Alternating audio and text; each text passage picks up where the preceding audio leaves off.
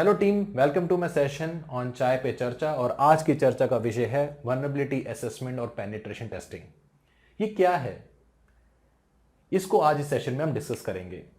ठीक है, कैसे करते हैं, क्या प्रोसेस है, उसके बारे में हम इस सेशन में हम डिस्कस करेंगे। मैं कौन हूं, मेरा नाम प्रभ नायर है और मेरी अधिक जानकारी आपको लिंक्डइन पे मिल जाएगी।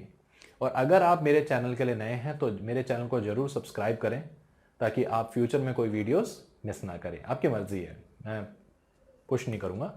तो बिना टाइम वेस्ट करें हम आज के सेशन को शुरू करते हैं। ठीक है, चलिए। देखिए, पहले सबसे पहले समझते हैं वल्नरेबिलिटी असेसमेंट और पेनिट्रेशन टेस्टिंग है क्या। अगर मैं एक डिस्क्रिप्शन के बारे में बात करूं तो वल्नरेबिलिटी असेसमेंट एक प्रोसेस है बाय विच हम एक वल्नरेबिलिटीज को आइडेंटिफाई करते हैं एक एसेट्स में। Asset can be application, network, server, host and all that. ठीक है, तो उन एसेट्स में वल्नरेबिलिटीज को आइडेंटिफाई, वीकनेस को आइडेंटिफाई करने का बोलते हैं vulnerability assessment. But when you talking about penetration testing, penetration testing क्या है? पेनिट्रेशन टेस्टिंग में क्या होता है, उन वल्नरेबिलिटीज को हम एक्सप्लॉइट करते हैं और उसके थ्रू हम प्रवेश करते हैं एक सिस्टम में, एक नेटवर्क में, उसको बोलते हैं पीटी। मैं एग्जांपल के तौर पर बताता हूं। सपोज ये मेरा एक सर्वर है, ठीक है। आप सर्वर के पॉइंट ऑफ व्यू से ना सोचे, आप समझिए कि एक घर है, इस घर में एक दरवाजा बना हुआ है। तो मैंने क्या करा, इस दरवाजे को नॉक करा, टक टक। मुझे उस क्वालिटी, जो साउंड की क्वालिटी थी, उसके थ्रू मुझे एक आइडिया मिला कि जो डोर का जो वुड है, जो लकड़ी है, वो कितनी सॉलिड है। ठीक है, तो वो हो गई वल्नरेबिलिटी असेसमेंट। ठीक है, मैंने हर जगह नॉक करने की कोशिश करी, ऐसे ऐसे करके नॉक करा और मुझे उस क्वालिटी से पता चला कि क्या क्या इफेक्टिवनेस होगी उस वुड की। तो वो है vulnerability assessment. But penetration testing क्या है? पेनिट्रेशन टेस्टिंग क्या, मैंने उस दरवाजे को तोड़ा और उसके अंदर घुस गया, उस घर के अंदर घुस गया, तो वो होगी पेनिट्रेशन टेस्टिंग। अब सेम एग्जांपल हम आईटी का लेके चलते हैं। ये मेरा सर्वर है, ठीक है, ये मेरा सर्वर है। इस सर्वर में मुझे कुछ ओपन पोर्ट्स मिले, इस सर्वर में मुझे वीक पासवर्ड मिला, जैसे 1 2 3 किसी ने रखा हुआ था, तो वो मैंने डिस्कवर करा, तो वो हो गई वल्नरेबिलिटी असेसमेंट। और उस वीक पासवर्ड से मैं लॉग इन करने की कोशिश कर रहा हूं और सिस्टम में घुसने की कोशिश कर रहा हूं, उसको बोलते हैं पेनिट्रेशन टेस्टिंग। ठीक है, तो vulnerability assessment, penetration testing clear है। Identifying the weakness, only weakness, मैं तोड़ नहीं रहा उस वीकनेस को, मैं एक्सप्लॉइट नहीं कर रहा, मैं सिर्फ देख रहा हूं भैया कमी है कि नहीं है, वो होगी वल्नरेबिलिटी असेसमेंट। और उस कमी को मैं एक्सप्लॉइट कर रहा हूं, तोड़ रहा हूं और घुसने की कोशिश कर रहा हूं, उसको बोलते हैं पेनिट्रेशन टेस्टिंग। अब प्रोसेस क्या है कि वीएपीटी होता कैसे है, उसको समझते हैं। तो वीएपीटी के ना स्टेप बाय स्टेप प्रोसेस है जिसके थ्रू हम वीएपीटी करते हैं। तो सबसे पहला प्रोसेस है, उसको बोलते हैं रिकॉनिसेंस। ठीक है, अब एग्जांपल, मुझे हैक करना है एबीसी कंपनी। ठीक है, मुझे एबीसी कंपनी हैक करनी है। एक्चुअली ये जो प्रोसेस है ना, ये लेजिटमेट भी होता है। बता तो क्यों। कुछ कंपनीज क्या होती हैं, प्रोडक्ट लॉन्च करती हैं और उनको अपने प्रोडक्ट की सिक्योरिटी को इवैल्यूएट करना पड़ता है। तो वो आप जैसे और हम जैसे बंदों को हायर करते हैं, भैया एक काम कर, तू ना देख जरा कि प्रोडक्ट कितना सिक्योर है, उसको ना तोड़ने की कोशिश कर, उसको हैक करने की कोशिश कर, और अगर कुछ मिलता है तो बता, हम उसको पैच करते हैं। मैं नहीं चाहता कि जब ये वेबसाइट और एप्लीकेशन लाइव हो कोई इसको हैक कर ले। भाई ये बसड़ नहीं चाहता मैं, ये नहीं चाहता मैं कोई टेंशन। तो एक काम का, प्रोएक्टिवली चेक कर और मुझे बता। ठीक है भाई, मैं चेक करता हूं। मैं हैकर की सोच से मैं उसको हैक करने की कोशिश कर रहा हूं और मुझे कोई भी वल्नरेबिलिटी आइडेंटिफाई हुई, मैंने रिपोर्ट कर दी और उन्होंने उस वल्नरेबिलिटी के बेस पे उसको पैच कर दिया। ये वही चीज हो गई कि रियल एग्जाम देने से पहले अपने प्रैक्टिस क्वेश्चंस कर लिए है ताकि रियल एग्जाम में बंदा फेल ना हो जाए। सेम लाइक यहां पे अगर एप्लीकेशन लाइव हुई उसके बाद हैक हुई, वो दिक्कत है। इसलिए बिफोर एप्लीकेशन लाइव करना, बिफोर एसेट लाइव करना, हम उसको टेस्ट करते हैं। ठीक है, तो अब क्वेश्चन ये है कि कंपनी जैसे हमें हायर करती है कि भैया हमारी कंपनी को पेन टेस्ट करो, हमारी कंपनी में सिक्योरिटी को इवैल्यूएट करो, तो करते कैसे हैं? दैट इज अ क्वेश्चन, करते कैसे है? तो उसमें सबसे पहला फेज आता है जिसे बोलते हैं रिकॉनिसेंस। बट इससे पहले मैं एक और चीज आपसे डिस्कस करना चाहता हूं। कभी भी हम किसी भी कंपनी में वीएपीटी की सर्विस देते हैं तो सबसे पहला स्टेप होता है NDA sign, non disclosure agreement. Suppose मैं अब एबीसी कंपनी में वीएपीटी की सर्विस देना चाहता हूं या मैं उनको सिक्योरिटी सर्विस प्रोवाइड करूंगा, तो सबसे पहले वो मेरे से एनडीए साइन करवाएंगे। ये लोग बहुत मिस्टेक करते हैं, ये मिस करते हैं, तो इसलिए मैं इस चीज को यहां पे क्लैरिफाई करना चाहता हूं। तो सबसे पहला स्टेप होता है एनडीए, मैं उनका एनडीए साइन करूंगा, वो मेरा एनडीए साइन करेंगे, जिसको बोलते हैं नॉन डिस्क्लोजर एग्रीमेंट। ठीक है, नॉन डिस्क्लोजर एग्रीमेंट। तो उस एग्रीमेंट को हम साइन करेंगे। उस एग्रीमेंट के तहत यह होगा कि अगर मैंने कोई वीकनेस आइडेंटिफाई करी है या मैंने कोई इंफॉर्मेशन आइडेंटिफाई करी है, मैं किसी और बंदे को नहीं दे दूंगा फ्री में, मैं आपके कॉम्पिटिटर को नहीं दे दूंगा, वो मैं इंफॉर्मेशन का मिसयूज नहीं करूंगा। तो इसलिए वो एनडीए साइन किया जाता है। और जो मैं आपको अपने बारे में बता रहा हूं, इंटरनल बता रहा हूं, वो आप किसी को नहीं बताओगे। तो अभी क्या हुआ कि मैंने ना एक कंपनी की कॉन्फ़िगरेशन डिटेल सारी निकाल ली और मैंने उसको एक पब्लिश कर दी मार्केट में। तो वो कंपनी पे केस कर सकती है, भैया आपने एनडीए साइन करा है, आप ऐसे नहीं कर सकते, आपने मेरी इंफॉर्मेशन कैसे शेयर कर दी कहीं और। तो एनडीए क्लॉज है, वो इंश्योर करता है कि मेरी इंफॉर्मेशन को आप अनऑथराइज्ड यूजर को डिस्क्लोज नहीं करेंगे। इसलिए जो पहला स्टेप वीएपीटी में होता है एनडीए साइन। उसके बाद होती है मीटिंग, कस्टमर के साथ मीटिंग। कस्टमर बोलता है भैया मुझे ना नेटवर्क टेस्ट करना है, मुझे होस्ट टेस्ट करने हैं, मुझे एप्लीकेशन टेस्ट करनी है, मुझे ये सारी चीजें टेस्ट करनी, मुझे इवैल्यूएट करना है कि भैया मेरा सिक्योरिटी कैसा है। ठीक है सर, हम सब कर देंगे। नहीं नहीं, सब नहीं करना, क्योंकि जितने आप एसेट ऐड करते हो, जितना समय आप ऐड करते हो, उतना आपको पैसा देना पड़ता है, ये याद रखिएगा। ठीक है, तो यहां पे कंसर्न आता है कि कितना आप पैसा देना चाहते हो, कितना टाइम आप देना चाहते हो। तो उसके हिसाब से हम करते हैं स्कोपिंग। तो scoping is another important thing. और फिर क्या होता है, स्कोपिंग एग्री होता है, उसके बाद हम प्रपोजल बनाते हैं।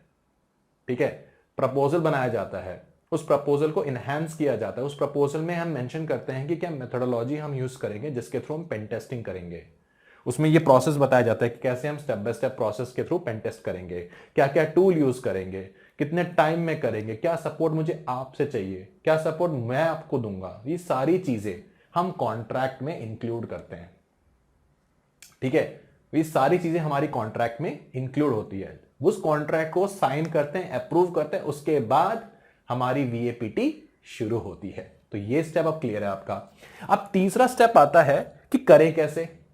तो पहला स्टेप आता है उसमें रिकॉग्निशंस। रिकॉग्निशंस में क्या होता है, अब मेरे पास कंपनी है एबीसी, उसने मुझे साइन कर दिया, अब मुझे एबीसी के बारे में कुछ जानकारी लेनी है।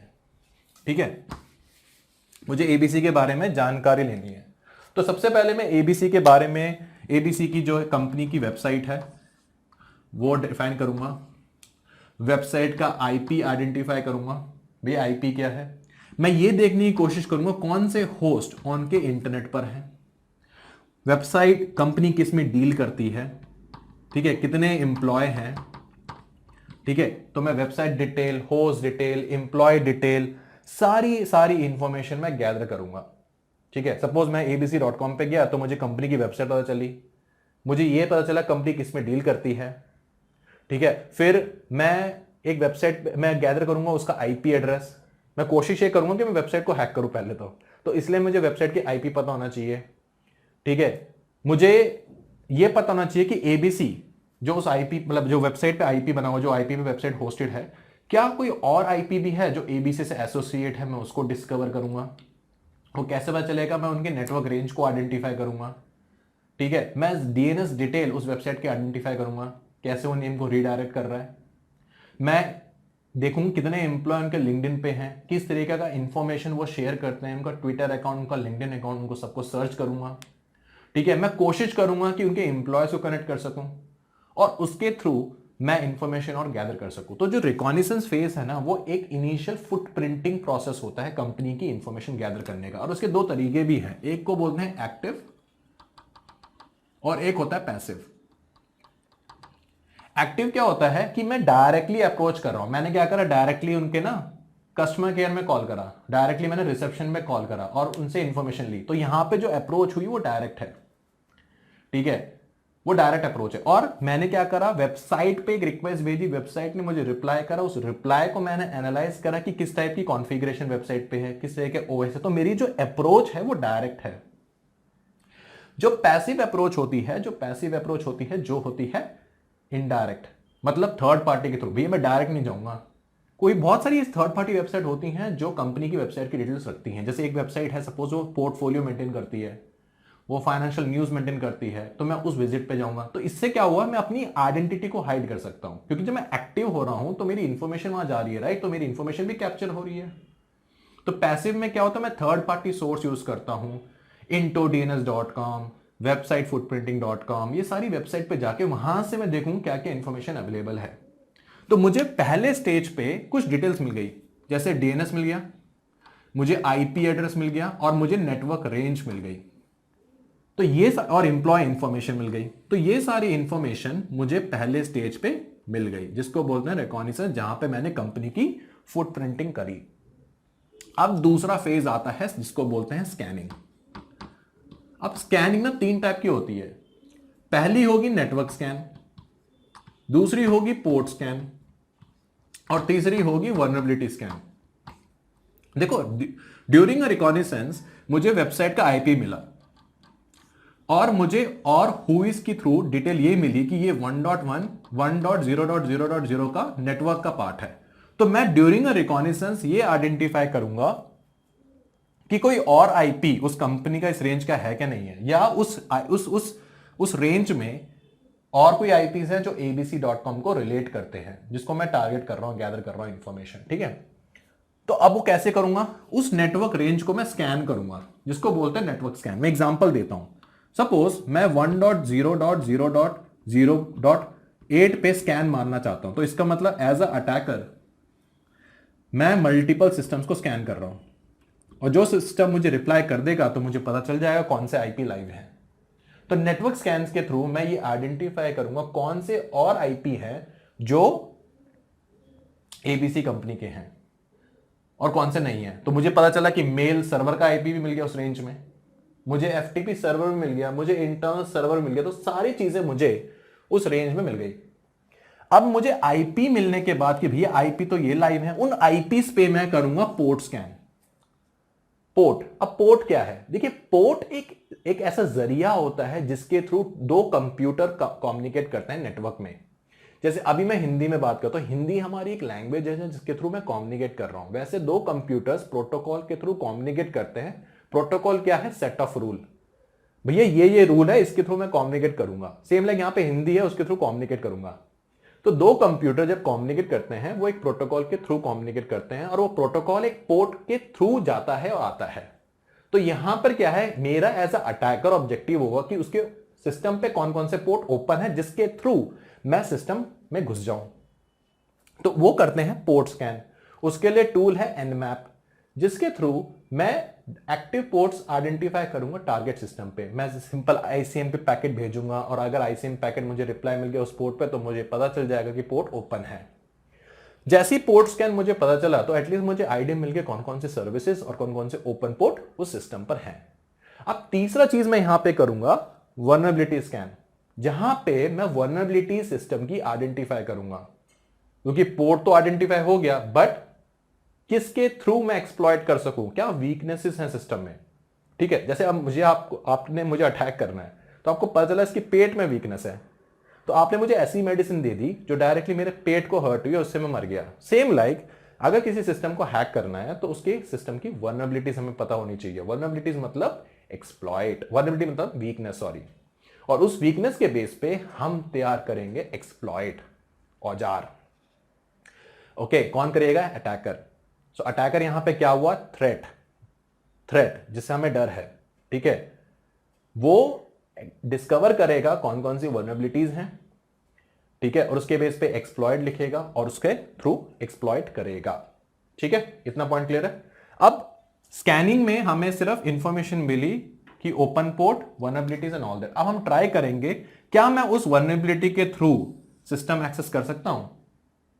उसके लिए टूल है मेटास्प्लॉइट, एक टूल है जिसको आप यूज कर सकते हो। तो वंस वल्नरेबिलिटी आइडेंटिफाई हो गई, अब उस वल्नरेबिलिटी को एक्सप्लॉइट करने की कोशिश करेंगे। उस वो आता है मेंटेनिंग एक्सेस। देखिए यहां तक ना वल्नरेबिलिटी स्कैनिंग बोलते हैं। अब उस वल्नरेबिलिटी को मुझे एक्सप्लॉइट करना है, तो उसको एक्सप्लॉइट करने का जो तीसरा तरीका है वो है गेनिंग एक्सेस। तो वहां पे क्या करूंगा, ये मेरा सिस्टम है, मैंने आइडेंटिफाई करा कि 443 ओपन है और उसमें मैंने आइडेंटिफाई आरएमबी एक्सप्लॉइट है, तो मैंने आरएमबी एक्सप्लॉइट रेडी करा और 443 के थ्रू मैंने पेनिट्रेट करने की कोशिश करी।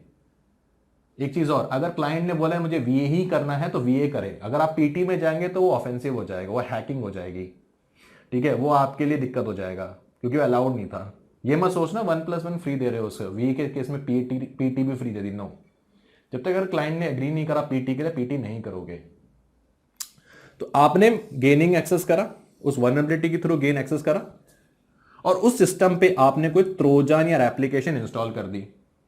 वो यही बात होगी कि आपने ना एक किले को हासिल कर लिया और वहां पे अपना एजेंट बिठा दिया, अब तो मुझे बताते रहे वहां पे क्या हो रहा है। तो यहां पे क्या हुआ, जैसे ही गेन एक्सेस हुआ वहां पे उसने ट्रोजन इंस्टॉल कर दिया या कोई एप्लीकेशन इंस्टॉल कर दी, और जिसके थ्रू मैंने उस सिस्टम पे परसिस्टेंट मेंटेन रखा, जिसे बोलते हैं मेंटेनिंग एक्सेस।